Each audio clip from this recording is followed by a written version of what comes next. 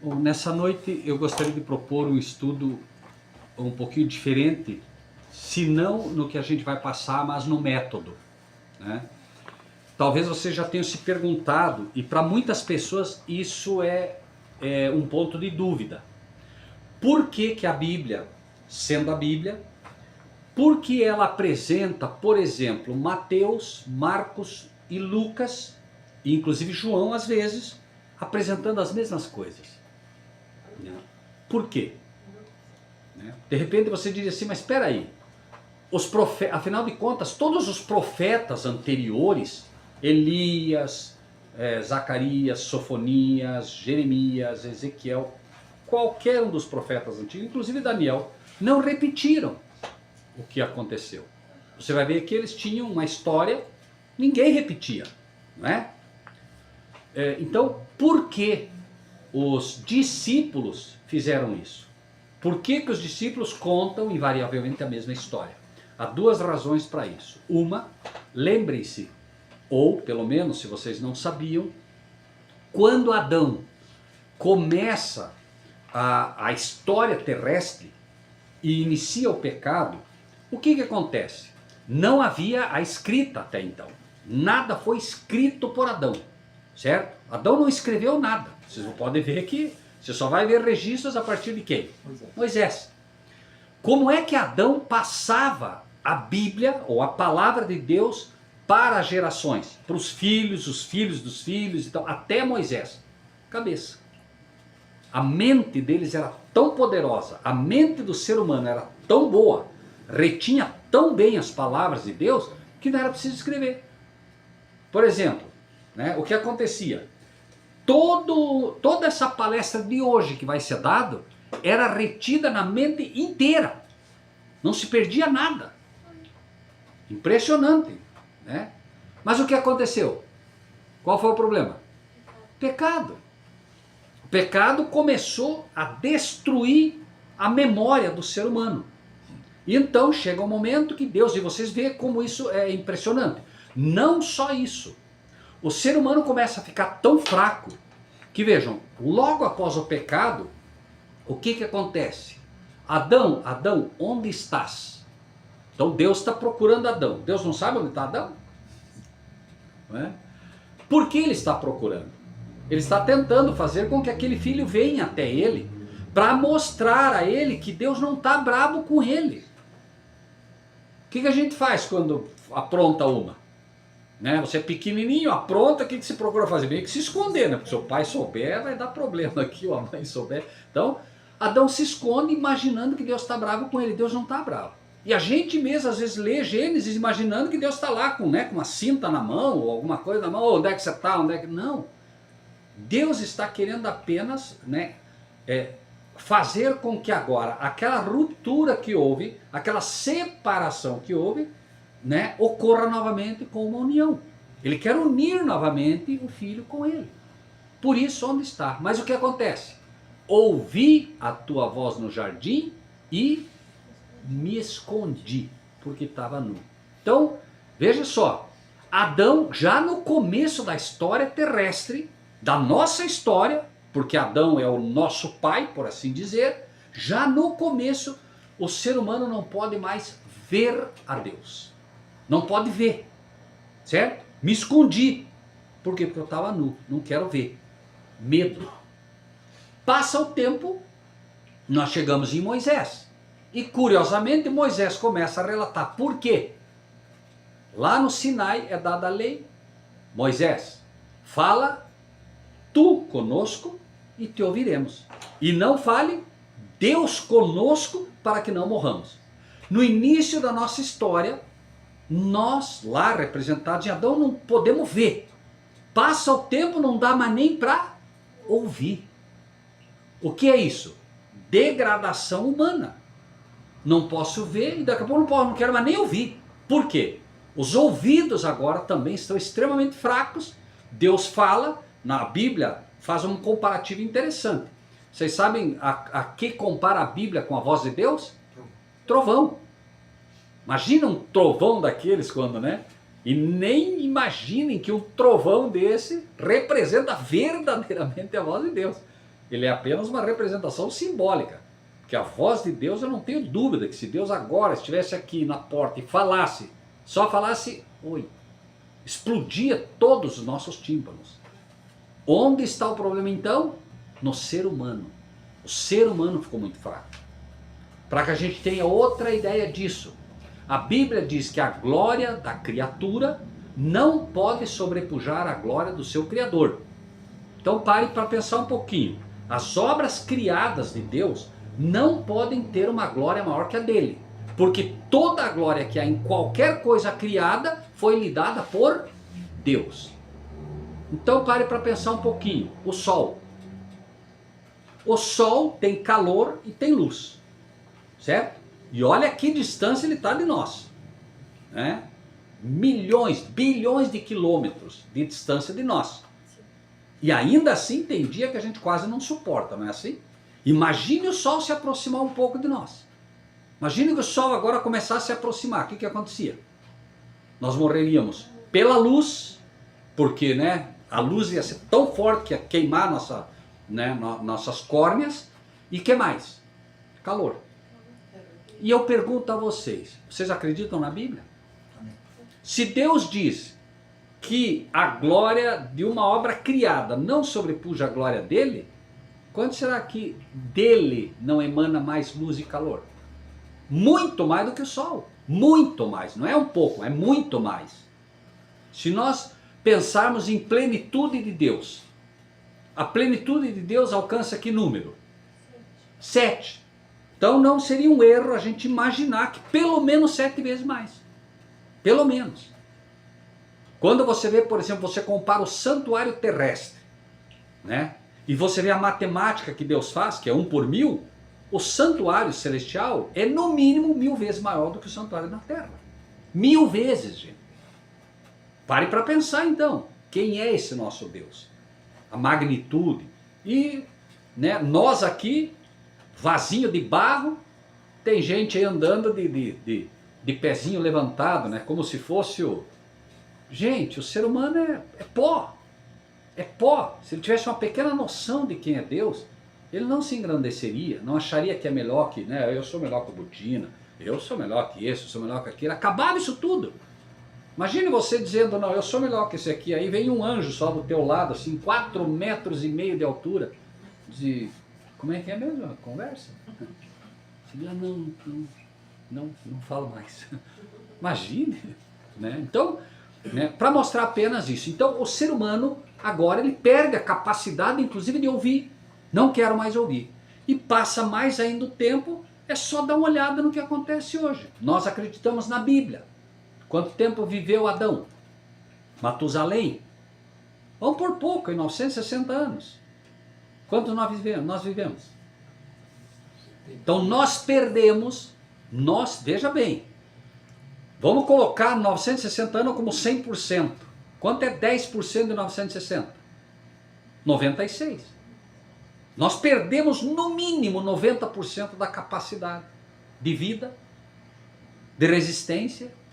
Será que nós não perdemos isso tudo também na visão, no olfato? Vocês acham realmente que a obra-prima da criação, que é o ser humano, teria um olfato menor do que um cão? Será? Eu não acredito. Eu não acredito. O ser humano saiu à imagem do nosso Criador. Semelhança do nosso Criador. Então eu não tenho dúvida, se um cachorro consegue cheirar uma... Eu acho, é impressionante isso. Nós temos a cadelinha da Débora, a Mel, ela tem uma bolinha e ela acha que aquela bolinha é a coisa mais linda do mundo, né? Então todo mundo que vai lá em casa, ela quer mostrar que ela tem uma bolinha. É impressionante. Impressionante. Eu digo, cadê a bolinha? Não importa onde está. Ela levanta aquele focinho dela, vai e ela acha a bolinha e traz.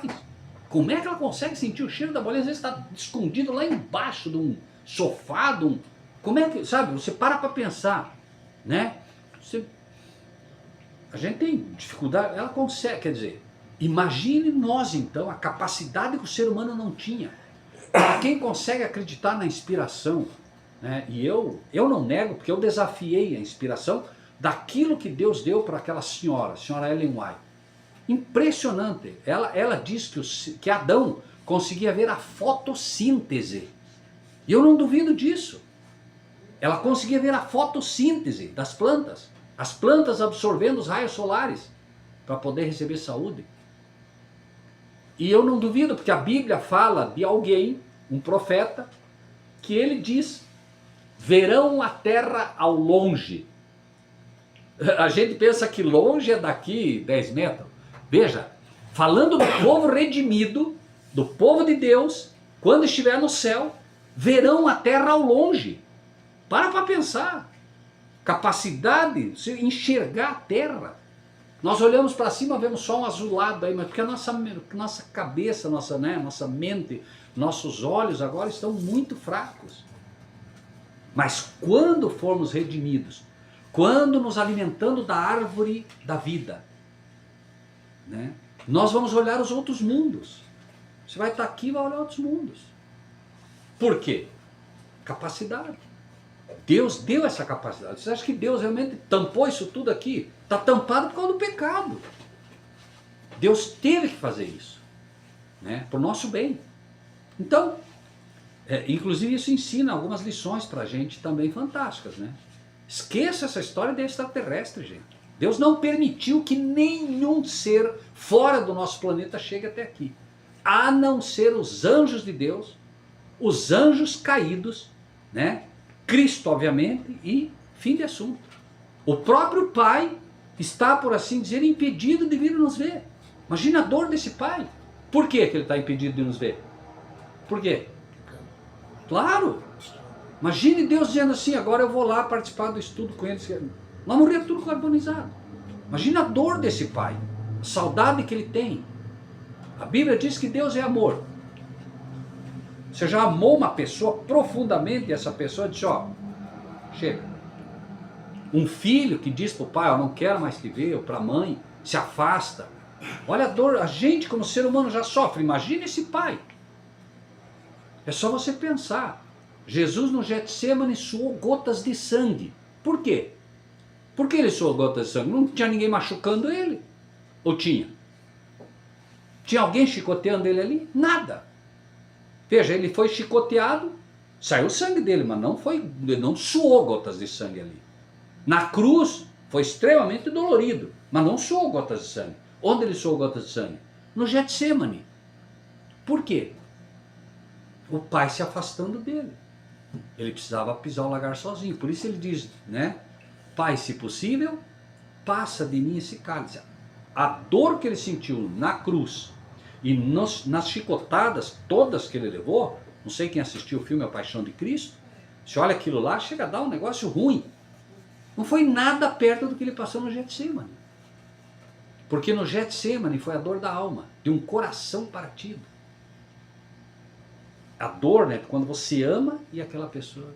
E o pai teve que se afastar. Lembrem-se, ele pisou o lagar sozinho. Nem o pai não acompanhou ele. Imagine a dor. Por quê? Os pecados foram colocados todos sobre ele. E o nosso Deus é fogo consumidor de pecado. Ele teve que se afastar do filho, porque o filho estava com todo o combustível sobre ele. E Deus é fogo consumidor. A gente às vezes não faz uma leitura, né, mais clara, né, desse amor fantástico de Deus. Então o que acontece? Né? Todo esse preâmbulo para a gente entender que chega um momento que a nossa capacidade retentiva é tão pequena, mas tão pequena, que Deus tem que repetir. E agora os discípulos vão repetir para ver se a gente aprende. E aí nessa noite eu queria fazer um exercício com vocês, um pouquinho diferente.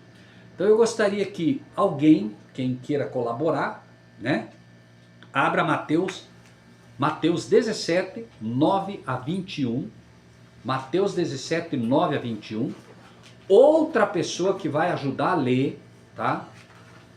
Bom, Célia, vamos fazer assim, posso? Então a Célia fica com Mateus 17, 9 a 21.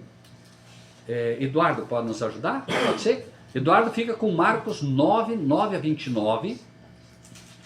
Tá? E Laércio, pode ser? Lucas 9, 27 a 45. O que é que nós vamos fazer hoje?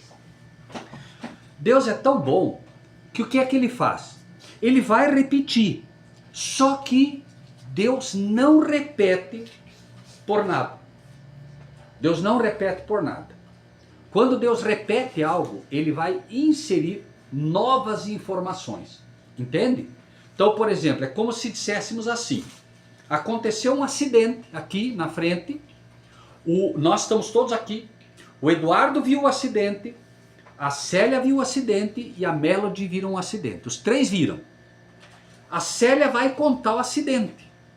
A Célia vai focar, veja, a inspiração fez isso. Todos viram o mesmo acidente, vão contar o mesmo acidente. Algumas coisas eles vão contar iguais. Por exemplo, o Eduardo vai dizer, olha, né, eu estava lá, veio um carro vermelho lá de cima, um branco lá de baixo, um atravessou a preferencial e bateu. Começa assim. A Célia começa assim também, olha, veio um carro de lá, ela já não diz a cor, né? Mas veio um carro da direita, outro carro veio da esquerda, bateram no centro e tal, e começa. E a Melody também. Ela, quem sabe, diria, ó, veio um carro da Visconde de Guarapuava e o outro estava atravessando qual que é aquela... Cuiabá, certo? Atravessou, pegou, entende? Então ela vai falar da rua, você vai falar da cor do carro e ela vai falar do acidente no modo geral. E durante o percurso da narrativa de vocês, você vai agregar informações que ela não vai agregar, entende? Ela vai colocar outras informações e ela vai colocar informações que você não põe, e assim você tem o todo, entende?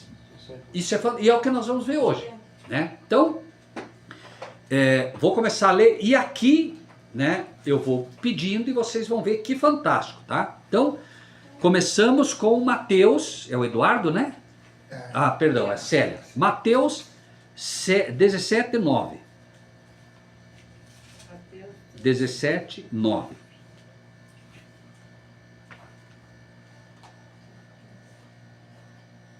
E descendo eles do monte, Jesus lhes ordenou, dizendo: a ninguém conteis a visão até que o Filho do Homem seja ressuscitado dos mortos.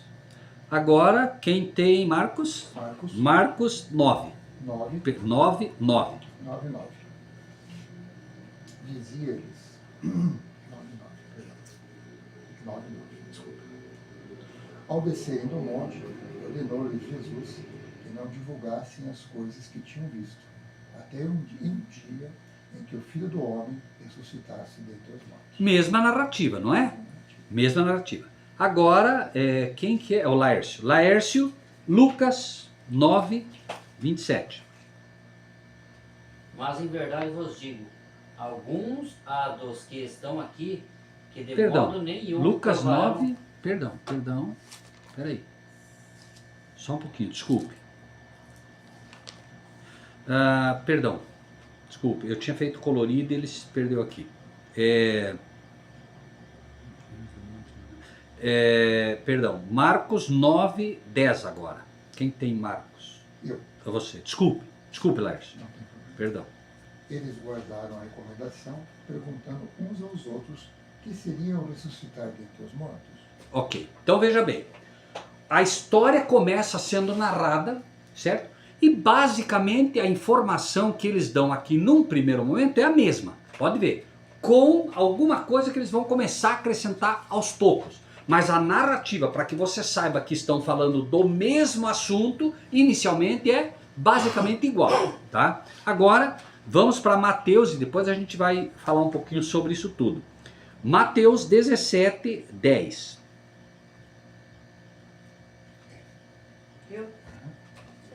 E os seus discípulos o interrogaram, dizendo: por que dizem então os escribas que eles venham primeiro? Agora, Marcos 9, 10. Marcos 9, 10. Tá bem. Eles guardaram a recomendação, perguntando uns aos outros que seriam ressuscitar dentre os mortos. Veja, você já tinha lido. Isso. No começo eles colocam que da ressurreição dentre os mortos, o que era aquilo que Jesus disse, certo? E aí alguém leia o versículo, quem tem o 11. Marcos 11? Não, Marcos 11. Marcos 10, 11. 9, 11, perdão, né? 9, 11. Isso. E interrogaram-no, dizendo: por que dizem os escribas ser necessário que Elias venha primeiro? Então veja, a narrativa começa assim. Tá? O que aconteceu ali? Descem do monte, Jesus ordena dizendo para ninguém conteis a visão. Que visão? A visão qual era? A visão era a visão que eles tiveram no monte, com Elias, com Moisés. Jesus, por que Jesus pediu que não contasse isso? Era uma coisa específica para os discípulos. Eles não iam acreditar. Veja, os fariseus já não acreditavam e diziam, esses caras são malucos. Elias e Moisés no monte, onde é que se viu? Hoje, se você fala isso em igrejas, eles têm problema para acreditar. Existem igrejas que defendem que isso foi uma visão. Dizem que não foi real.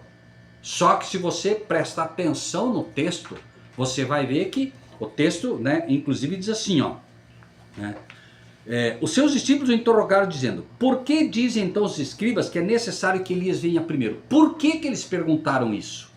Perguntaram porque estavam se lembrando da visão. E Jesus havia dito que não era para falar, mas entre eles, imagina, um evento daquela natureza, tanto que Pedro ficou tão feliz com a visão que viu, que ele disse, Senhor, é bom estar aqui. Né? O senhor quer que a gente faça uma cabana para Elias e uma para Moisés? Claro, imagina você poder ver Elias e Moisés. Era real. Se fosse uma visão, será que Pedro ia dizer, vamos fazer uma cabana? Claro que não. Uma tenda, né? Uma tenda, cabana, né? Pra morar. Então, né? Agora, aí eles dizem, ó, por que dizem os escribas que é necessário que Elias venha primeiro? Versículo 11 agora de Mateus 17. E Jesus respondendo disse-lhes, em verdade Elias virá primeiro e restaurará todas as coisas. Então veja bem, dois detalhes aqui. Jesus respondendo disse, em verdade Elias virá. Virá é futuro, certo? E restaurará todas as coisas. Ok, isso quem disse, né, inspirado, foi Mateus. Mas vamos ver, por exemplo, um outro agregado agora para nós, interessante. Quem está com Marcos 9, 12 agora. Então ele lhes disse, Elias, vindo primeiro, restaurará todas as coisas, como, pois, está escrito sobre o Filho do Homem, que sofrerá muito e será aviltado. Veja que ele agrega uma informação aqui que não tinha, tá? Antes, ó, em verdade Elias virá primeiro e restaurará todas as coisas, tá? Então, isso é para nós. Quem é que vem primeiro e vai restaurar todas as coisas? Elias, certo? Agora, quem veio depois de Elias, que veio e de fato anunciou a vinda do Senhor? João Batista, certo? Então ele diz, Elias vem primeiro, né, e restaurará todas as coisas. Antes que Jesus venha, o evangelho tem que ser restaurado. Por quê? É só olhar a bagunça que está aí, certo? Cada igreja ensina uma coisa. Olha a confusão que está. Então antes, nós somos chamados para ser os Elias modernos e restaurar todas as coisas. E eu lhes pergunto, dá para restaurar alguma coisa hoje estando dentro de uma igreja? Não. Por que não? Tantas doutrinas diferentes uma da outra. A única forma de restaurar é assim, onde nós não estamos presos a instituição nenhuma. Porque se você estiver lá dentro, agora você começa a estudar algo diferente. Deus está te mostrando. Você vai e diz, ó, o que acontece? Ou você é um fanático, ou você é um fundamentalista, ou você é um maluco. Por quê? Porque a liderança não vai deixar você apresentar algo novo. Não vai. Jamais. Por quê? Porque eles têm aquilo que é chamado de quê? Corpo de doutrinas. Então eles têm um corpo de doutrinas e aquilo ali. Certo? Aí vem o problema. Agora, aqui você é livre. Quando eu digo aqui, é pessoas como nós, que estão se reunindo no Brasil e no mundo assim. Não querem saber de placa de igreja. Por quê? Tem raiva de igreja? Não. Simplesmente nós queremos ser livres. E esse é o movimento que Deus está chamando para restaurar tudo. Por quê? Bíblia, meu amigo. Ah, mas eu acho não. O que está escrito? Entende? Pode ver. E aí, são poucos. Mas esses são os Elias. Porque é preciso restaurar todas as coisas. Não é um pouco. Todas. E como nós sabemos que isso é necessário?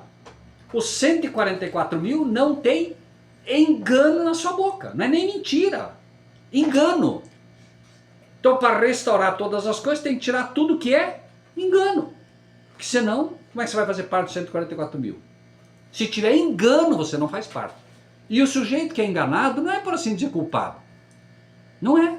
Ué, se eu chegar para o Butina amanhã e dizer assim, Butina, o Butina diz assim, Rogério, você comprou um carro, comprei. Quanto você pagou? Eu digo para ele, paguei 200 mil. Um exemplo hipotético. Eu estou enganando ele. Ele tem culpa? Não tem. Mas se ele estiver enganado em relação ao Evangelho, não vai fazer parte dos 144 mil. Por quê? Ele não tem culpa. Mas ele teve a oportunidade de saber o que era verdade, ou não? Teve ou não teve? A Bíblia não estava aí à disposição dele. Ele preferiu a igreja. Ele preferiu o pastor da igreja. Quando ele tinha à sua disposição o verdadeiro pastor, que é quem? Cristo. Outra coisa. Deus reina sobre um trono dividido? Não. Quem é que deve se assentar no trono como cabeça da igreja? Amém? Se eu coloco alguém como presidente da igreja, o que eu estou fazendo? Eu estou tirando ele do trono.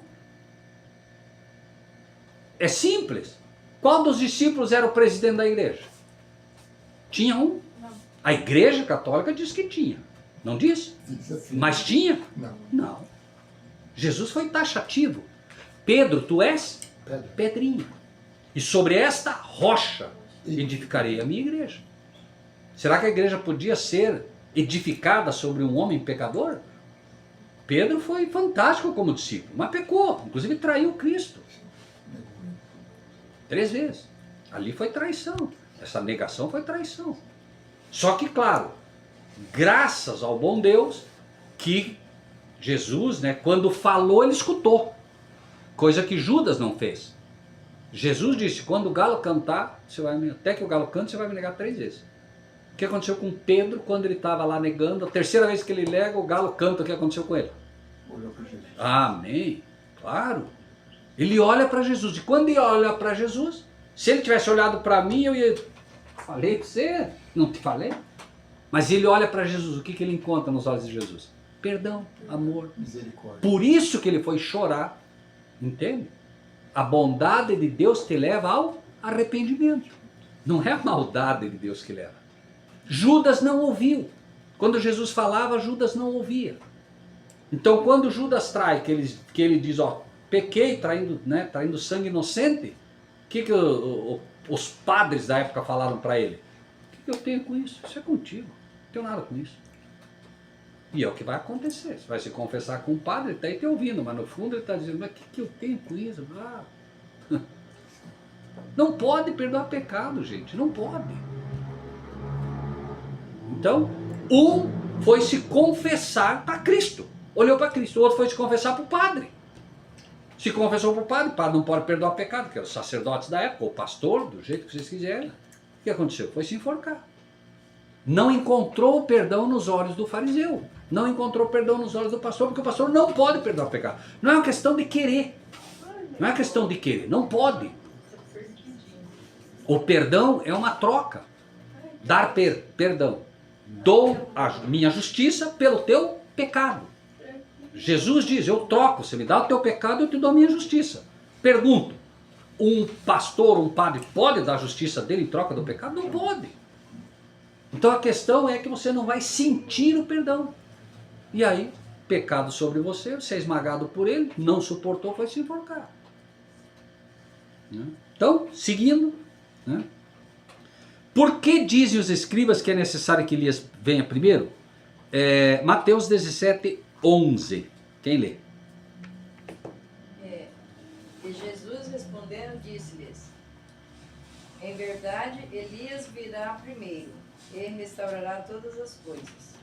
De novo, o 12 agora do Marcos 9, 12. Então ele lhes disse, Elias vindo primeiro restaurará todas as coisas, como pois está escrito sobre o Filho do Homem, que sofrerá muito e será aviltado. Como está escrito. Como é que os Elias vão se comportar? Está escrito. Amém. É assim. Como é que Elias vai restaurar todas as coisas? Está escrito. Não é pelo que diz pastor, não é pelo que diz igreja, nada disso. Como está escrito, né? Assim o Filho do Homem virá, etc, etc, etc. Então, nós temos um primeiro trabalho que é feito por um grupo que vai ser como Elias. E outro grupo que vai fazer o trabalho de quem? De João Batista. Ambos com o mesmo espírito, como nós vamos ver. Que mesmo espírito? Espírito de Cristo. Preparando um povo. Se Elias começa a restaurar todas as coisas, por que está restaurando tudo? Para limpar o santuário da alma. E João Batista, tendo o trabalho inicial de Elias, prepara o santuário da alma para receber quem? Jesus. Elias são 144 mil ou é uma pessoa? Elias representa os 144 mil. Entende? Apocalipse 11, né? A gente pode estudar outra hora isso melhor, né? Com os detalhes e tal, né? Então, Elias representa os 144 mil e Moisés representa os que vão passar pela sepultura. Por isso, vocês vão lembrar que Jesus, quando estava ali, ele disse o seguinte, as últimas palavras, vamos ler, fica mais fácil, né? Quem está com Mateus? Eu. Perdão, Mateus, então Mateus 16, 28, foram as últimas palavras antes de iniciar o que estamos estudando, olha o que disse ali. 16, 28? Isso, 16, 28.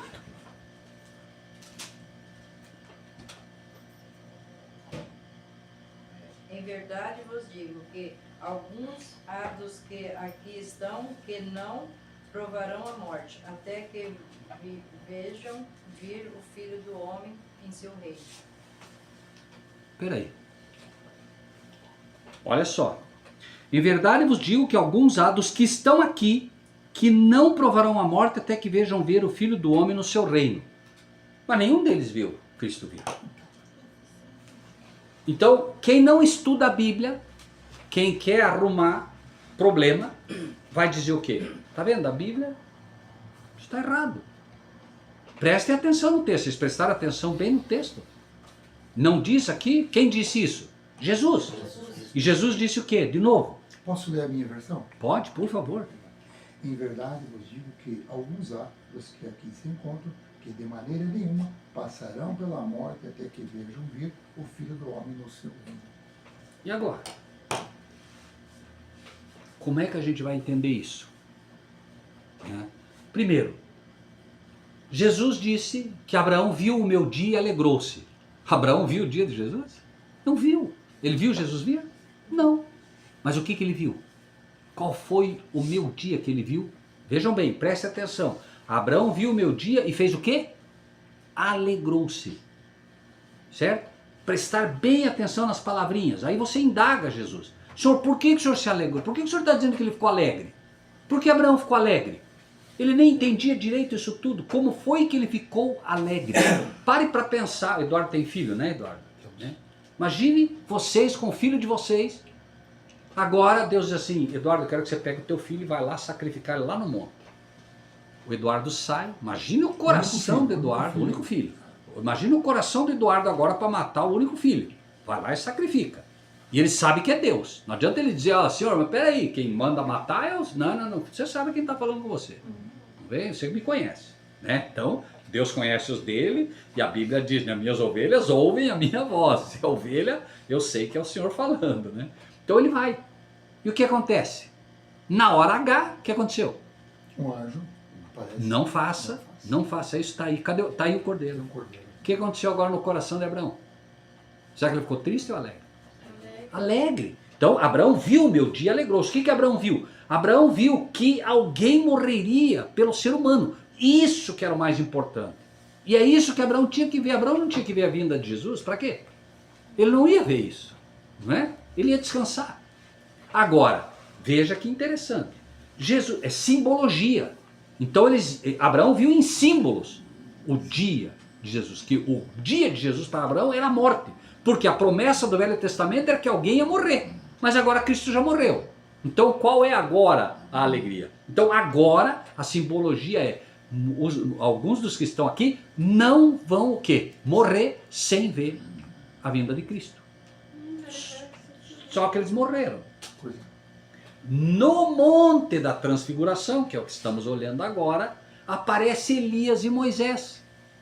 Certo? Esse era um símbolo da vinda de Cristo.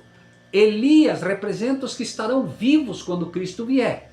E Moisés representa os que vão ser ressuscitados quando Cristo vier. Moisés não morreu e não ressuscitou. Então ele representava toda a classe que vai passar pela sepultura e ressuscita. Mas eles ressuscitam pelo poder de quem? De Cristo, ao soar da 7ª trombeta. Então ali era uma representação da vinda de Cristo. Foi isso que eles viram. Entendido?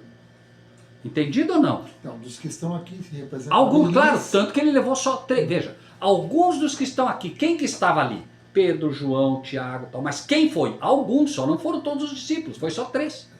Né? João, Tiago e André, não é? Acho que era. Não, João, Tiago e Pedro. Pedro. Certo? Só os 3. Veja que perfeito, alguns, não todos.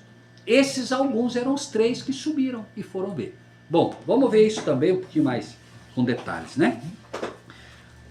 Agora, veja bem, só que ele disse, Elias virá. Não foi isso que ele disse? Exatamente. Elias virá, mostrando que futuro. Porém, leiamos agora Lucas 9:13. Mateus 19, 12. Mateus 19, 12.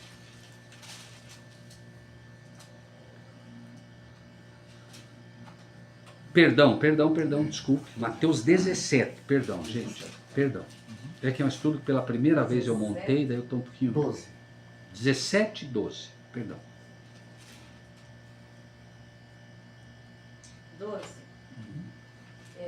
Mas digo-vos que Elias já veio, e não o conheceram, mas fizeram-lhe tudo o que quiseram. Assim farão eles também padecer o Filho do Homem. Então veja, ele disse que Elias viria, mas agora ele diz que Elias já veio. Por que Elias já veio? Porque ele estava falando agora de quem? Veja que diz aqui, ó, Elias morreu? Sim, não. Elias Não. Foi levado vivo.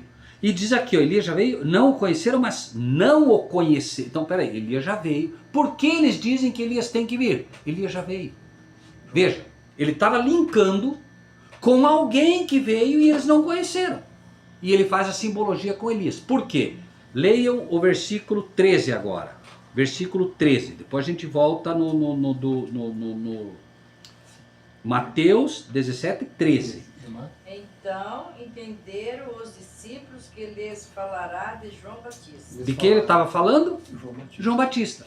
Então Elias já veio, ou seja, João Batista já veio e fizeram tudo o que quiseram. Claro, porque os fariseus, no final das contas, não aceitaram, né, não acreditavam em João Batista, nada disso. Né? Agora, uma vez que a gente já tem isso, né, vamos voltar um pouquinho agora, e aí o Eduardo lê o versículo 13, por favor, De Eduardo. Lucas? Não. O Marcos, você tem Marcos, né? Tem o Marcos. perdão. Isso. Marcos 9, 13. É fácil se perder, Fácil. porque a gente está Sim. cruzando. Eu também estou meio perdido aqui, não se preocupe. Então, Marcos 9, 13, tá? Tá certo. Eu, porém, vos digo que Elias já veio e fizeram com ele tudo o que quiseram, como a seu respeito está escrito. Veja que agora é a mesma coisa, mas ele agrega mais uma informaçãozinha. Está escrito. Como dele está escrito. De novo. Né? Por quê? Claro, novamente, está escrito. Esse é o ponto-chave para nós. Para nós, vale o que está escrito. Então, ele está mostrando, olha, está escrito que ele vive. Então, isso ensina para a gente uma outra coisa. A Bíblia, Eclesiastes 1:9, nada de novo debaixo do sol. O que foi, isso é o que há de ser. Agora, prestem atenção sempre nas palavrinhas. Eu sempre vou insistir com vocês, porque esse é o estudo que faz a diferença para todos nós. Né? Nada de novo. É isso que está escrito? Só? Não, o que está escrito? Nada de novo? Abaixo do sol. Abaixo do sol. Por que abaixo do sol? Por que não acima do sol? Por quê? Porque só repete aqui. Precisa repetir lá no céu alguma coisa? Por quê? Os anjos não esquecem. Deus não esquece. Entende? Então abaixo do sol tem que repetir porque a gente esquece tudo. Lembre-se do início do estudo, né? que aconteceu? Adão passava tudo via oralmente. Daqui a pouco teve que escrever, porque não retinha mais, e assim Deus se comunica com o seu povo através da palavra escrita. Outra coisa bem curiosa, apenas uma curiosidade para vocês verem como é fantástico isso. Há uma dificuldade muito grande hoje para se entender a natureza divino-humana de Cristo. Natureza divino-humana de Cristo. Espera aí, ele é divino? É. No que ele é divino? Caráter. O caráter dele é divino. No que mais ele é divino? Ele é filho de Deus, gente. Divino. Filho de Deus, divino. Certo? Mas ele assume a natureza humana. Ele vira um homem, ele veio como homem. Ele venceu como homem. Ele não venceu como filho de Deus, ele venceu como filho do homem. Venceu como nós temos que vencer. Certo? Venceu para mostrar que é possível vencer. Não importa que passe hoje nós temos 8 bilhões de pessoas no planeta, não importa que nenhum de nós tire a nota 100, não importa, a promessa continua valendo. Por quê? Deus não mente. Cristo venceu e ele não é apenas nosso Salvador, ele também é o nosso exemplo. Essa é a diferença que a maioria das igrejas não entende. Jesus não é apenas o nosso Salvador, ele é também o nosso exemplo. O que Paulo diz? Sede meus imitadores, como eu sou de Cristo. Quem que Paulo imitava? Cristo.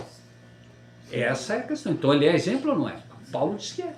Se aí eu imito quem? O exemplo. Né? Então, aí você vê, por exemplo, que impressionante isso. Se você pegar simbolicamente, sei que tem algumas coisas assim que são mais difíceis da gente pegar, mas preste atenção, porque daí a gente não esquece. Tem coisas que elas se explicam de uma forma, às vezes, que nos parece complexa no primeiro momento, mas se você para e raciocina depois, você vai ver, por exemplo, coisas impressionantes. Por exemplo, Jesus chamou Pedro de quê? Tu és pedra. Prestem atenção. Pedra. De que reino é a pedra? Reino mineral. Perfeito. Mineral. Mas, simbolicamente, nós não somos pedra. Ótimo. Certo? Mas o homem é comparado a que reino? Vejo homens como árvores os vejo. Que reino? Que reino? Vegetal. Qual é a diferença entre o reino vegetal e o reino mineral? Vamos lá. Uma árvore queima? Queima. Uma pedra queima? Não. Cristo queima? Não. Deus queima? Mas o homem queima. Tu és pedra, não queima mais. Nenhuma condenação há para os que estão em Cristo Jesus. Enquanto criaturas de Deus, árvores. Convertido, pedra. Por quê? Porque o santuário de Deus não será construído com tábuas. Será construído com pedras. E nós somos, o apóstolo Pedro diz, nós somos pedras vivas. Não é fantástico isso, gente? Sim. Agora, vamos ver uma outra coisa impressionante. Então, a natureza muda. Você passa a ser um ser espiritual e não queima mais. Nenhuma condenação há para os que estão em Cristo. Agora você pode voltar a virar vegetal. Como? Abandonando Cristo. Agora, vamos lá. A árvore precisa de quê para viver? Da onde vem a água? Da rocha. Não era Cristo a rocha eterna que alimentava o seu povo? Então o vegetal precisa se alimentar do que é? Mineral. O tempo todo. Pode ver o tempo todo, o comparativo de Deus é perfeito. E aí olha só. Adão, num primeiro momento, no princípio era o verbo. Vejam bem, João 1:1. No princípio era o verbo, no princípio era a palavra. Adão se comunicava apenas pela palavra. E o verbo se fez carne. Chega um momento que o verbo se faz carne. Então você tem o verbo, depois você tem Cristo. Qual era a matéria de Cristo? Mineral. Qual é a matéria de Jesus? Vegetal. Matéria. Se fez carne. Ok? Muito bem. Olha que interessante. O que eu tenho na mão? O que é isso? Papel. Papel, palavra. Certo? Natureza, matéria. Terrena, vegetal. Da onde vem o papel? Mas onde está o poder da Bíblia? Espiritual. Espiritual. Então aqui eu não tenho algo divino e humano, sim ou não? Sim. Sim. Matéria humana, vegetal. Mas, o que tem de divino nela? Espiritual. Ah, o espiritual. A inspiração é de quem? De Deus. De quem são essas palavras? Do Pai, de Deus. Mas estão revestidas de papel. Cristo, primeiro é verbo, oral.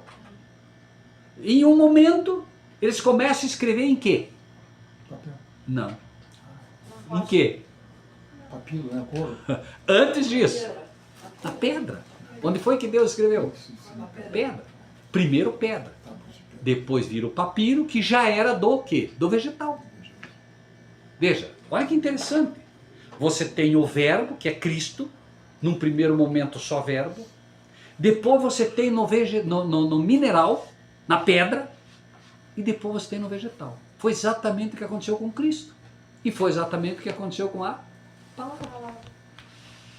Não é impressionante? Eu não sei se eu que estou ficando... É extraordinário. Eu acho tão impressionante, é extraordinário. Porque a única coisa que você pode comparar hoje para tentar entender essa natureza de Jesus é na palavra, não tem outra. Você vai comparar Jesus com o quê? Eu já ouvi gente me dizer assim, não, é que nem um ovo. Porque a trindade, casca, gema e clara. Por favor, gente. Peraí. Isso é um escárnio contra o nosso Deus. Que é isso? Entendimento, conhecimento absoluto. Não tem, sabe? Então, veja, vamos comparar então com o que podemos, com o que Deus nos autoriza, com a palavra. Né? A palavra não é Cristo? E a palavra não é a Bíblia? Pronto. Por que vamos inventar coisa? Não é? Agora, quando você vê, imagine um Deus pensando em nós, entende? E conduzir a história dessa maneira, rapaz. Para pensar, Eduardo, que fantástico. Né? Passo a passo, Deus dizendo, não vai ser assim. E o diabo fazendo de tudo para que não aconteça. Não vou deixar, não, vamos ver. O próprio diabo acaba tendo que cumprir a história. Veja, parem para pensar nisso, ou nesse poder de Deus maravilhoso. A única coisa que o diabo não podia fazer com Cristo aos 33 anos era matá-lo. Por quê? Ora, se ele estendesse a vida de Cristo e não o matasse com 33 anos, ele tinha mais tempo para tentá-lo. Não é? Ele teria muito mais tempo. Não é que ele fosse vencer, mas ele teria... Mas o que aconteceu? Ele perdeu o domínio, não se controlou. Perdeu o domínio próprio. Porque o domínio próprio é um dom de Deus. Você se afasta de Deus, você perde o domínio. Não falo por mal. Quanta gente que fuma aí gostaria de parar de fumar? Consegue? Não consegue, porque não tem domínio próprio. Eu sou prova viva disso. Eu fumava, eu fazia aposta com todo mundo. Vamos apostar para ver se... Não adianta, perdia, não parava. Até o dia que eu disse, pai, é o seguinte, se o senhor me ama, o senhor tem que tirar o cigarro da minha vida, eu vou morrer. Eu vou morrer, o senhor sabe que eu vou morrer. Não posso fumar, eu vou morrer. Eu não sei se eu contei essa história para vocês. Eu fumava e não conseguia parar. Eu trabalhava da sexta à noite, eu ia parar domingo à noite. Não parava de trabalhar, café e cigarro. Comia, parava para comer um pouco e... Loucura. Que organismo que aguenta isso? Ainda mais eu, que fui internado no hospital, sofri. Não tenho como um organismo suportar isso. E eu estava desse jeito, mas eu não conseguia dormir. Eu estou lá deitado, estava deitado, não conseguia dormir, levantei e fui fumar um cigarro. Fumei até a metade, fiquei bravo comigo mesmo, com o cigarro, com todo mundo. Amassei o cigarro, joguei no lixo, não vou mais. Peguei a carteira de cigarro bravo, botei embaixo da torneira, molhei tudo, amassei tudo, joguei no lixo. Claro, já estava com insônia, não conseguia dormir, ainda fui fumar. Eu não conseguia dormir por causa do cigarro, nicotina, alcatrão e tal. Aí, meia hora depois, eu estava lá no lixeiro, pegando aquela carteira de cigarro, pegando o cigarro, secando na boca do fogão, aceso, secando as bituquinhas e emendando ali para fumar de novo. Terrível, gente. Absurdo. Naquele momento eu não. Deus, né? disse, eu vou. Tem que fazer algo com esse moço aí. E verdade, naquele momento eu não conhecia Deus assim, não tinha, né? Me ajoelhei e falei, Senhor, se o Senhor não tirar o cigarro da minha boca, eu vou morrer, Senhor. Se o Senhor me ama, o Senhor tem que tirar. Eu levantei daquela oração, nunca mais fumei. Nunca mais. E hoje, se você fumar lá, se alguém fumar lá no fundo, é capaz de eu sentir o cheiro e não desce. Então quando Deus faz o trabalho dele é completo, perfeito. Então, né, domínio próprio, que o diabo perdeu, né? E que o ser humano não tem. E é culpa do ser humano, a gente não vai culpar o ser humano, mas é um fato. Chega uma hora que, né, você tem que cair de joelho, dizer, pai, eu desisto, não vou conseguir, não adianta, não consigo. E aí Deus ainda, ele é tão bom e a gente arruma tanto problema para ele, que ele aí ele ainda tem que ter um equilíbrio para nós, para não deixar a gente misturar fé com presunção, porque daqui a pouco ele tira o cigarro da tua vida, daí amanhã você quer que ele tire outra coisa tua, quando ele quer que você exercite, né, a temperança, quando ele quer que você exercite também a tua luta, para você participar da vitória. Ele quer que você participe da vitória. É mais ou menos como se você jogasse vôlei, basquete, qualquer outra coisa, e você é sempre o reserva. O teu time fica campeão e você comemora com todo mundo, mas não é a mesma coisa. Deus quer que você seja participante da vitória, quer que você se alegre com a vitória. Por isso é que ele estipulou que nós precisamos colaborar. Senão ele simplesmente tirava e acabou. Tem horas que ele vai tirar. O cerco de Jericó. Não quero que levante espada, não quero que façam nada. Só quero que desfile em volta. Quando tocar a trombeta 7 vezes vai cair tudo. Naquele momento não era para batalhar. Mas teve momentos que ele disse, vamos para a batalha. Não falou? Era para ir para a batalha e foram para a batalha. Participantes. Então Deus sabe. Faz tudo o que você puder. Sim. Deus está olhando e ele sabe. Ah, não, o senhor desiste. Não consigo. Tá bom, filho. Tá bom. Sempre entendendo que nós temos que fazer o máximo nosso, mas sempre tendo em mente duas palavrinhas, duas frases que não podem nunca ser esquecidas. Eu de mim mesmo nada posso fazer. Mas também tudo posso Naquele que Esse é o segredo. Eu não posso fazer nada de mim, mas tudo posso naquele que me fortalece. Então, no final das contas, a diferença não é o que eu faço. A diferença é o que eu tenho. Se eu tenho Cristo, eu tenho a vida eterna. Quem tem Cristo, quem tem o Filho, tem a vida eterna. Quem não tem o Filho, não tem a vida eterna. Essa lição foi ensinada também como? No santuário. O que acontecia com o santuário? Você podia adentrar a porta do santuário? Não.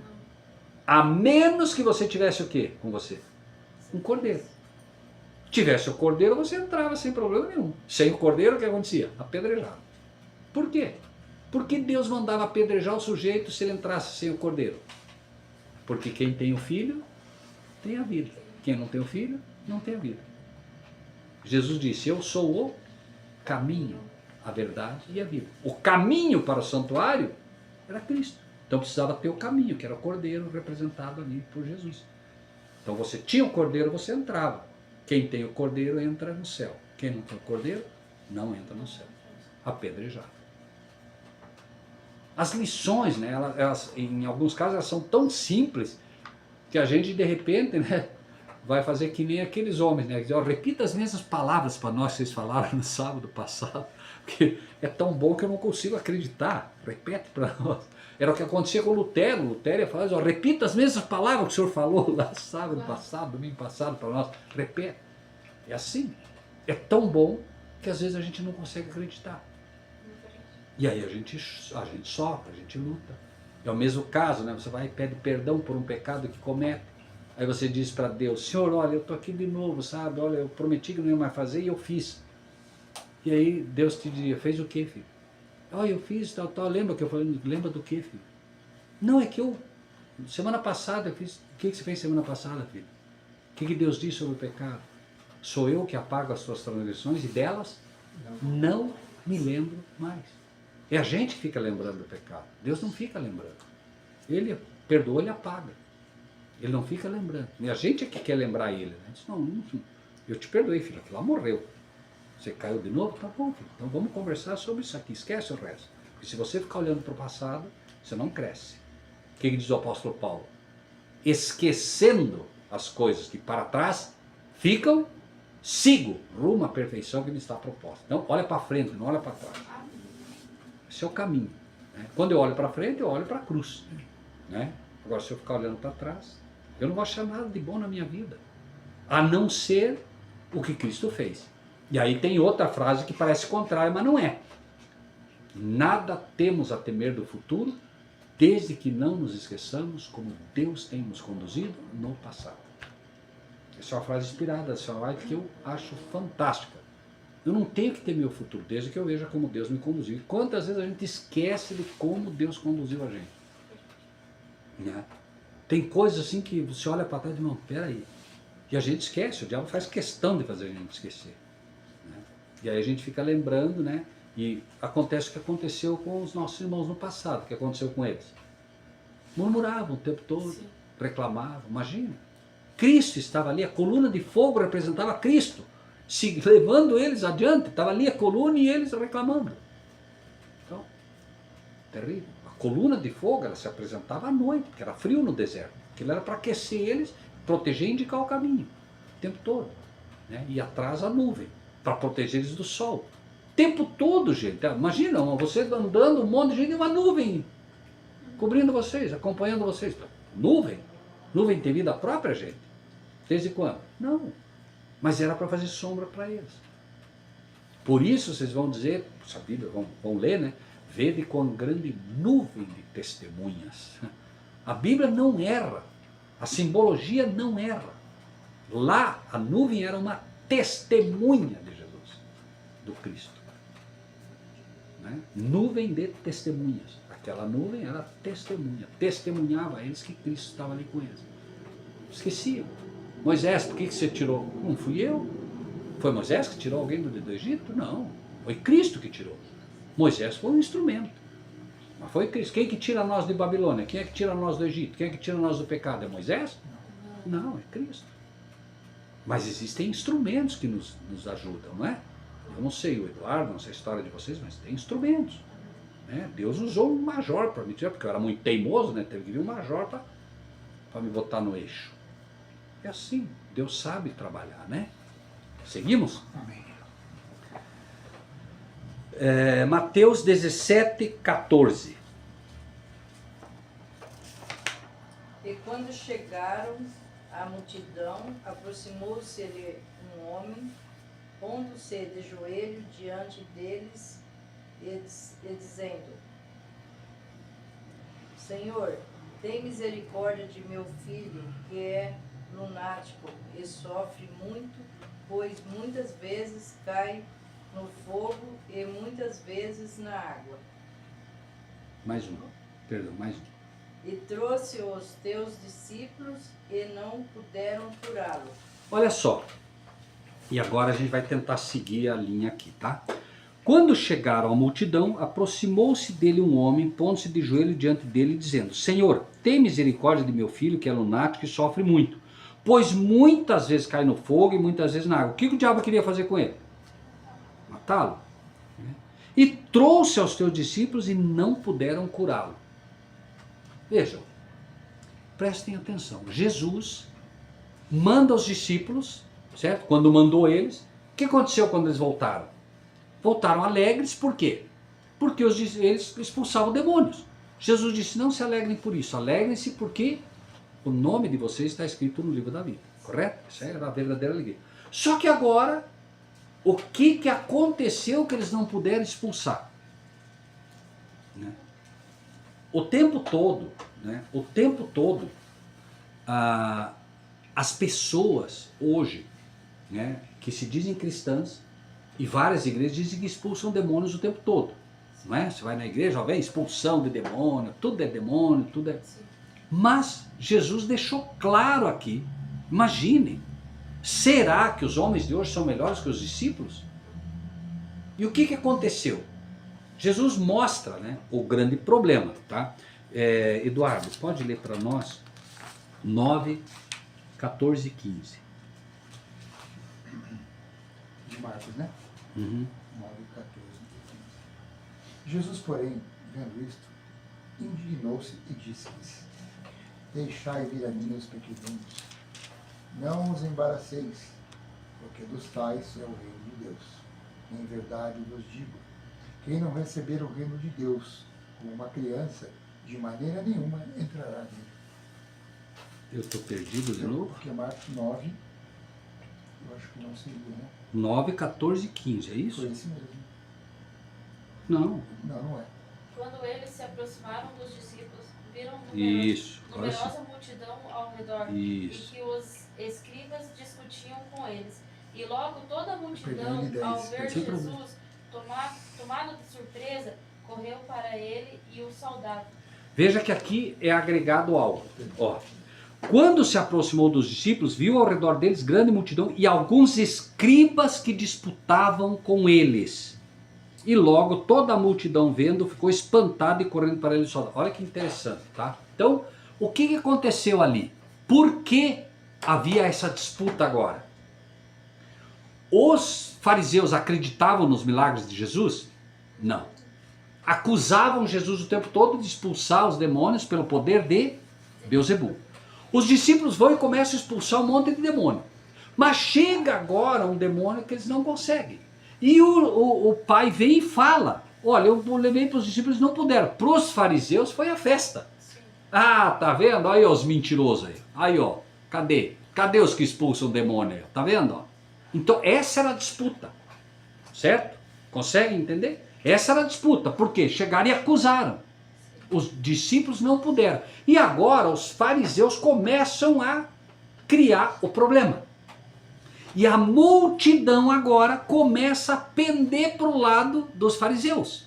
Que é o que sempre acontecia. Quem foi que primeiro gritou crucificam? Os fariseus. Foi o Sinédrio que condenou. E o povo foi atrás. O povo vai atrás de quem hoje? Dos pastores, dos padres, não é assim? A história se repete. Só que aí o que acontece? Vamos seguir? Mateus 17, 38 e 39. Mateus 17, 38 e 39.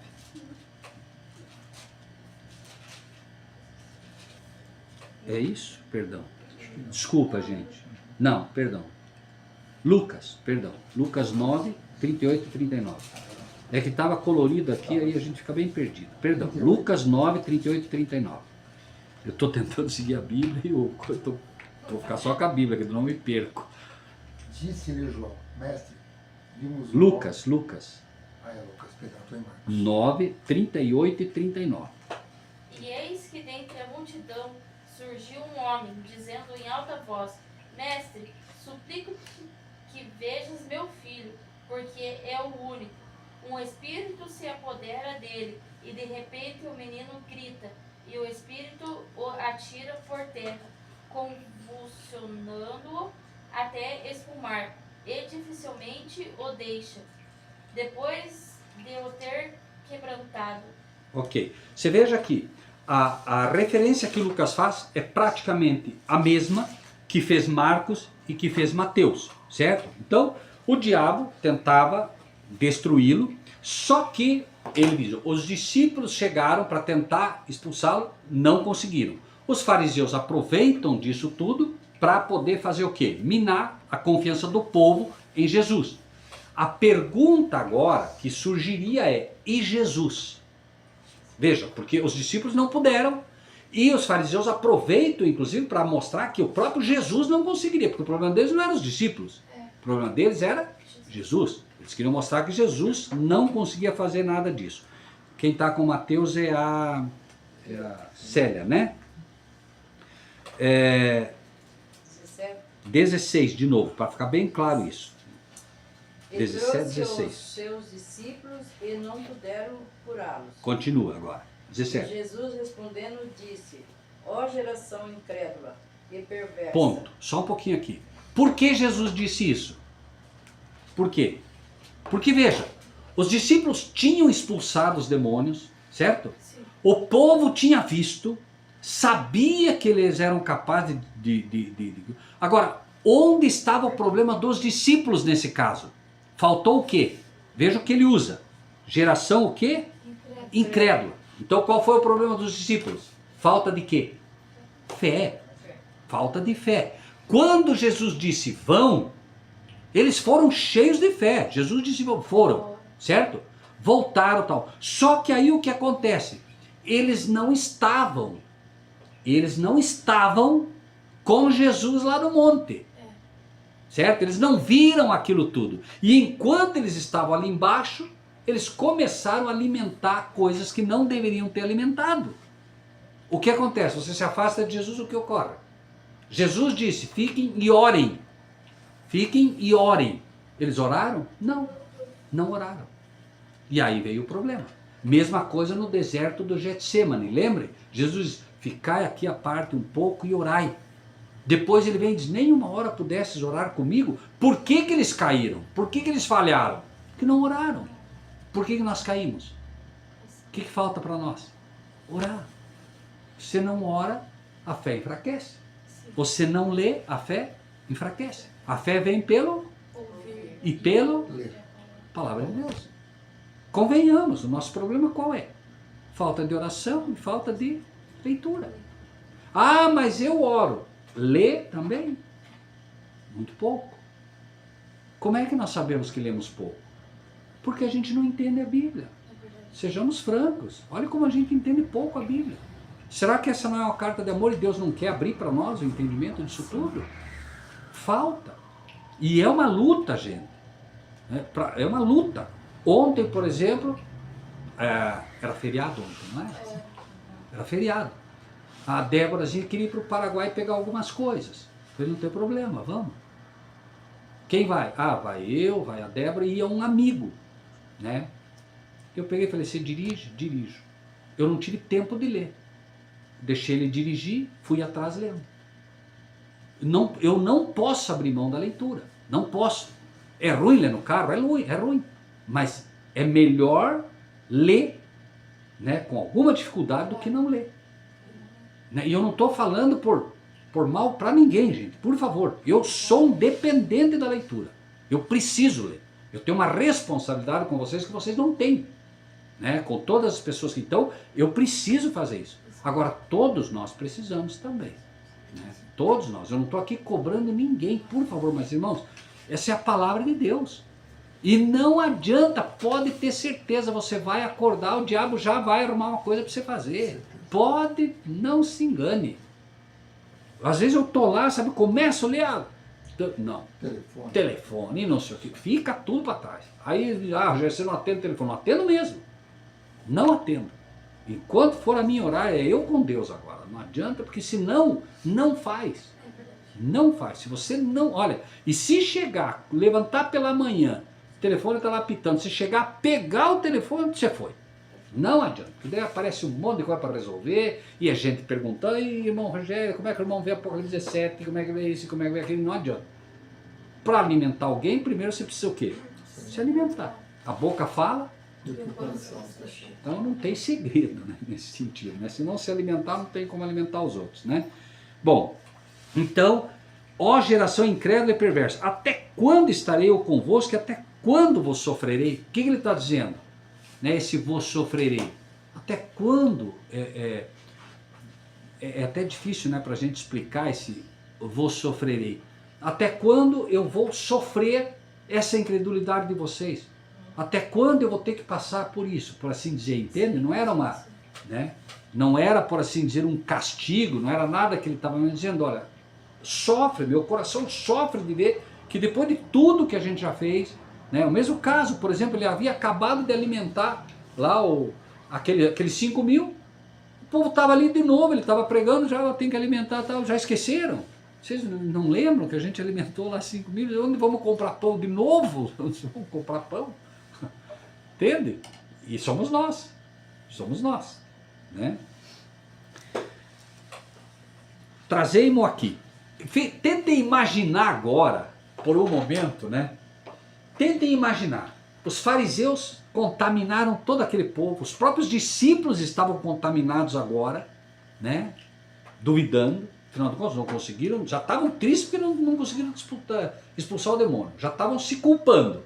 Os fariseus ainda vêm e dizem, ó, né? Eles já estavam agora com todo o problema. Imagine a multidão agora inteira olhando.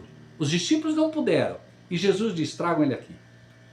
Eu fico imaginando, né, que estava todo mundo, vamos ver o que vai acontecer. E os fariseus agora, né, rezando para tudo que eles poderiam, para que Jesus não conseguisse expulsar, porque eles iam passar por mentiroso ali.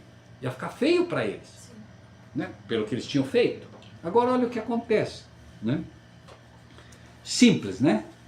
Mateus 17 e 18. É que agora a gente vai seguir, né? Porque... E repreendeu Jesus o demônio que saiu dele. E desde aquela hora o menino sarou. Então os discípulos, aproximando-se de Jesus em particular, de novo, irmãos, por que em particular? Porque isso vai ser dado para os servos de Deus. Você vai ir numa igreja e, veja, a questão é a seguinte, as igrejas hoje prometem expulsar demônio, e não tem demônio que resista a eles. Será? Os discípulos estavam com Jesus, aprenderam diretamente com Jesus, certo? Expulsaram demônios de verdade, não é essa confusão que está aí. Mas chegou um tipo de demônio que eles não conseguiram. E quem são esses demônios? Vamos ler um pouquinho mais? Diz assim, ó.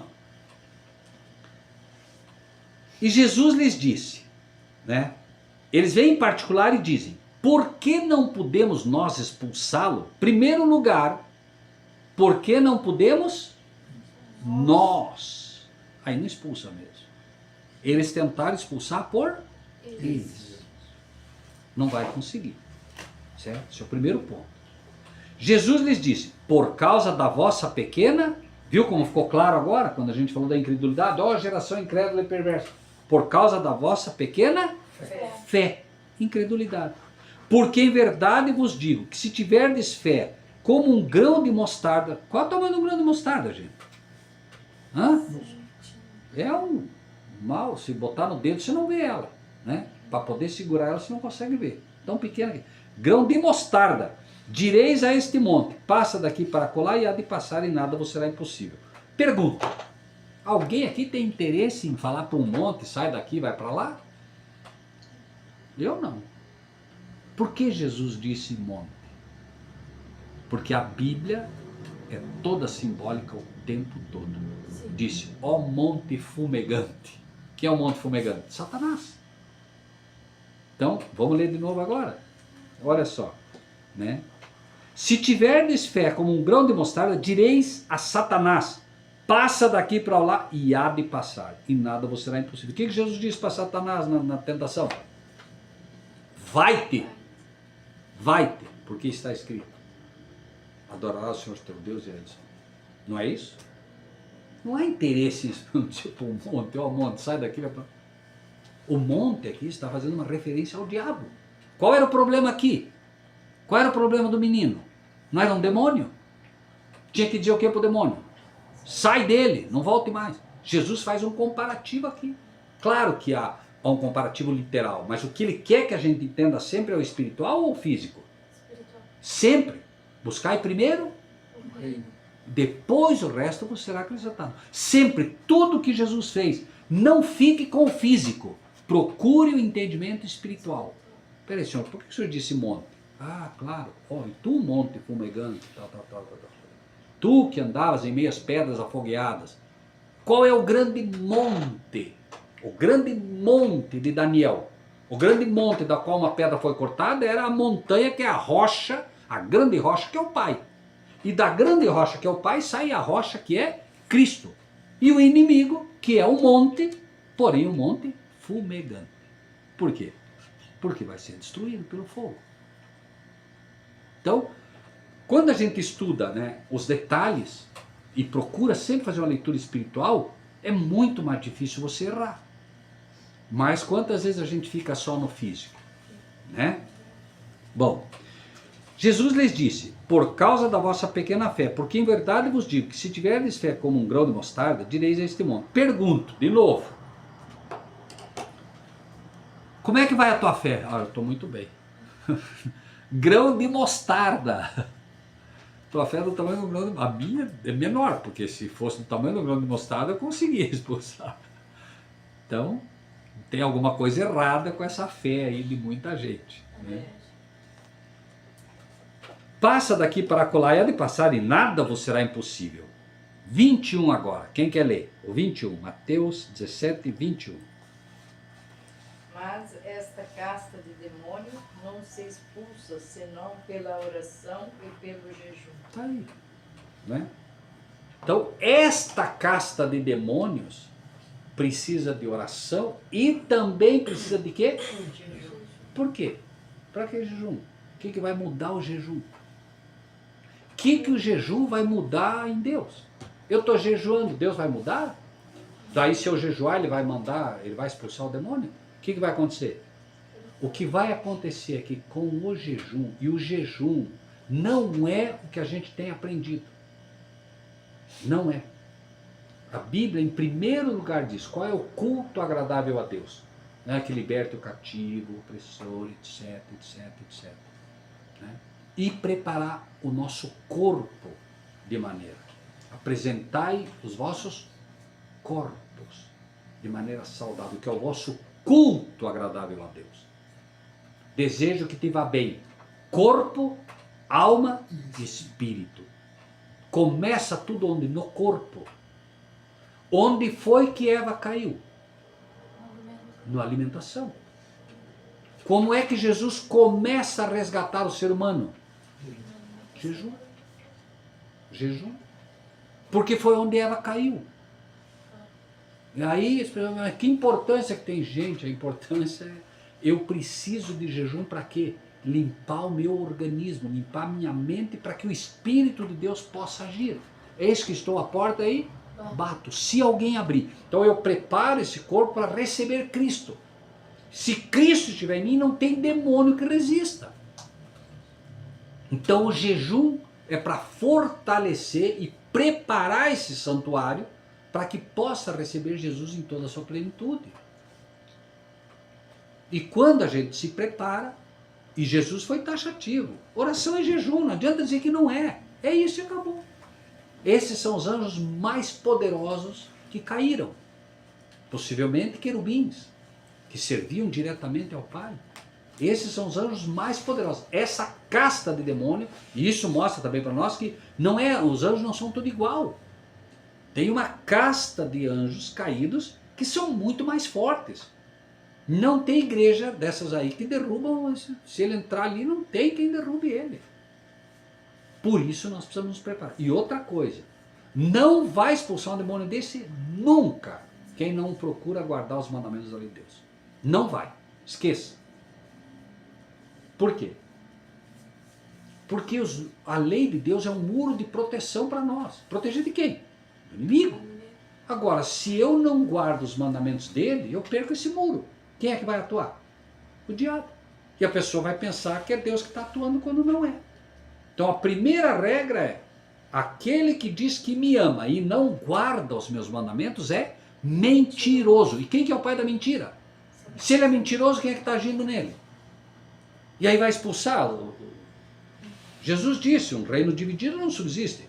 Será que o diabo vai expulsar os que seguem ele? Os que servem ele? Os próprios anjos dele? Ele vai expulsar? Não vai. Então, cuidado com essa agenda de milagres aí que expulsa demônio. Cuidado. Não é Deus. Não é Deus. Deus não erra. Aquele que não guarda os meus mandamentos é mentiroso. Está sendo usado pelo pai da mentira e está sendo enganado. Não entra aqui, sabe, a inocência dele, a sinceridade, nada disso. Mas está sendo enganado. Por quê? Mentiroso. E é Deus quem diz, não é a gente. Ah, está me chamando de mentiroso. Eu não. Eu estou chamando de mentiroso? Não. Quem estava chamando ele de mentiroso? Quem? Deus. É Deus que está chamando, não sou eu. Não adianta brigar comigo, com vocês, chega lá e diz o pastor. Ah, está me chamando de mentiroso. Não, eu não. É o pai que está dizendo. Não sou eu. Então ele é condenado não por mim. Ele é julgado não por mim. Ele é julgado por quem? Pela palavra. Ele é julgado por Cristo, pela palavra. Ou não? A palavra está acima do que eu vejo ou não? Tem que estar. Bem-aventurados os que não viram e creram. Então eu não posso ser levado pelo que vejo. Daqui a pouco eu pego lá, o pastor pega lá o paletó dele, joga, cai todo mundo lá. Gente, se eu for acreditar nisso, eu tenho problema. Porque eu não vejo Cristo fazendo isso. Não é? E hoje se vê, né? Tem alguma coisa errada. Né? Então, com isso a gente encerra, né? 22. Ora, achando-se eles na Galileia, 22, tá? Disse-lhes Jesus: o Filho do Homem será entregue na mão dos homens, e matá-lo-ão, e ao terceiro dia ressuscitará. E eles se entristeceram muito. Veja, depois de tudo que aconteceu, Jesus começa, e a gente não vai cruzar todos os textos, porque daí ficaria um pouco mais claro, mas aí demora demais. O que acontece, né? Jesus mostra para eles, Jesus expulsa os demônios, pode ter certeza que os fariseus ficaram muito bravos, porque eles já tinham dito que ele não podia, agora eles têm que engolir, né, o que Jesus faz, e Jesus não fez para humilhar eles, Jesus fez porque ele se condoeu por aquele homem, né? Jesus não deixaria de atender porque ia, né, magoar os fariseus, ele simplesmente fazia o que tinha que fazer, né? E ele expulsa ali, até porque os discípulos estavam agora incrédulos. Veja, o grande problema é que os próprios discípulos, tanto que ele diz, ó, falta fé. Onde é que foi a fé de vocês? Né? Ele disse, olha, quando eu mandei vocês, faltou alguma coisa? Não, não faltou. Expulsar, expulsou. E agora já estava faltando fé. Rápido demais. Né? Então, Jesus cura também para fortalecer a fé dos discípulos, para que eles não tivessem dúvida ali. Só que, imagine, Jesus expulsa esse demônio imediatamente, que é assim, né? É lá e cá. Pode ver. A multidão já estava duvidando de Jesus, quando Jesus veio, correu todo mundo para ele. Quer dizer, era o tempo todo isso. Que é o ser humano, como Sansão, né? De quando em quando o Espírito, né, guiava ele. Por quê? Porque ele não permitia que o Espírito lhe conduzisse constantemente. Por que de quando em quando? É que nem a gente. No momento está, né, todo animado com Deus. No momento seguinte já está. Vamos botar um exemplo bem simples, né? Você tem uma moto, a tua moto está na garagem, né? Você vai dormir faceiro com a tua moto nova tal. No dia seguinte você vai lá na garagem roubar a tua moto. Onde é que vai a tua alegria? Então, o ser humano é isso. Ele o tempo todo ele é levado ou por financeiro, ou por cultura, ou por sentimento, ou por, né? Eles veem agora Jesus que curou e se animaram muito. Jesus, ó, cuidado, cuidado. Agora Jesus vai tentar aos poucos mostrar para eles a realidade do que eles não viam. Pô, se esse homem expulsa demônios dessa maneira, ele tem que ser coroado rei rápido. Ele vai. Veja o que ele diz daí, ó, porque parece que isso não se encaixa no texto, né? Como, ó, ora, achando-se eles na Galileia, disse-lhe Jesus: o Filho do Homem será entregue nas mãos dos homens, matá-lo-ão e ao terceiro dia ressuscitará. E eles se entristeceram muito. Se alegraram e depois já se entristeceram. Por quê? Porque Jesus agora começa a preparar o coração deles para entender o que aconteceria. Olha, eu não vou ser coroado rei, meu reino não é desse mundo, eu vou morrer. E eles se entristeceram, mas não entendiam. Tanto é verdade que quando, né, vocês vão ver mais à frente, que de novo, viu, restaurarás o reino nesse tempo, mostra-nos o Pai, o que nos basta. Pode ver. Não haviam entendido ainda. Sim. Somos nós. É a mesma coisa. A gente ainda não entendeu, né, que de fato Jesus o tempo todo está tentando nos mostrar que o reino de Deus não é comida, não é bebida, não é a gente o tempo todo com a luta. Todos nós, todos. Eu estou junto nesse pacote todo, todos nós, sem exceção. E aí, Jesus está tentando mostrar para a gente também o seguinte, né, que é, infelizmente, um grande erro que se comete demais hoje. Ah, eu vou para a igreja, teologia da prosperidade, a empresa vai ter tudo bem, vai ter... Não, vai ser luta. Jesus estava mostrando, olha, o Filho do Homem vai ser crucificado e vocês vão seguir meus passos. Vão seguir meus passos. A hora que vocês me aceitarem, vocês vão ter problemas, os pastores vão odiar vocês, as pessoas vão começar a perseguir vocês, não vai pensar que vai virar um mar de flores, porque não vai, né? Vocês vão perder dinheiro, vocês vão ter que abrir mão de coisas. Vai ser assim. Quem quiser, tome a sua cruz e me siga. Jesus não diz, olha, a hora que você me aceitar vai ser um mar de rosas, né? Vai ganhar dinheiro, vai, acabou o problema. Não, vai ter problema para tomar a cruz e seguir. Por isso ele disse, né, que quando ele ensina, né, que eis aquele homem que edificou a casa na rocha. Edificar na rocha é edificar em Cristo mesmo, que vem o problema. Expulsarão vocês das sinagogas. Vem mesmo a hora em que aqueles que vão os matar cuidarão estar fazendo um serviço a Deus. Para imaginar a pessoa, né, começar agora a te perseguir, achando realmente que está fazendo um serviço para Deus. Problema. Então, acima de tudo, né, para gente que tem procurado buscar a palavra o tempo todo, não vamos esquecer do seguinte, né? Jesus fez uma promessa, né? Eu sou o caminho, a verdade e a vida. Então nós temos o caminho, né? Vocês sabem o caminho. Não, o Senhor mostra-nos o caminho. Vocês sabem. Que caminho? O caminho sou eu. Então, nós temos o caminho, nós temos a verdade e nós temos a vida. Se acreditamos. Não é que nós teremos a vida. Nós temos. É isso que Cristo quer que a gente entenda. Você não vai ter a vida eterna. Você já tem. Você já tem. Você pode perder, mas você já tem. Não é para um dia eu vou ter. A vida eterna, inclusive para os 144 mil, já começou. Não é? Se, por exemplo, Cristo vier daqui 5 anos, um exemplo hipotético, e nós estivermos todos vivos, a vida eterna para nós já começou. Ou não? Né? Amém? Vamos orar?